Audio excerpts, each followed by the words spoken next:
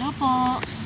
Tambay lang muna ako dito. Banda sa may, ayan, Christie Office. Doon sa may South Mall.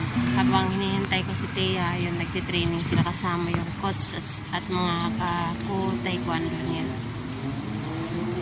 Pabaakit na ako dito. Sarap tambayan dito eh. Puno. Ang ganda-ganda, diba? So, malilim siya. Very, very refreshing. Ang ganda mag-stay dito, guys.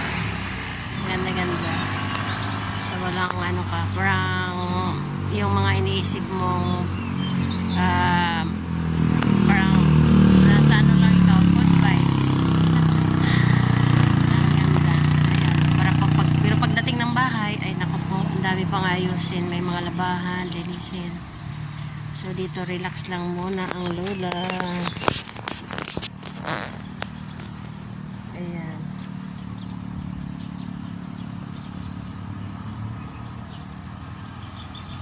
Ganda ng ano dito, guys. Thank you, guys. God bless.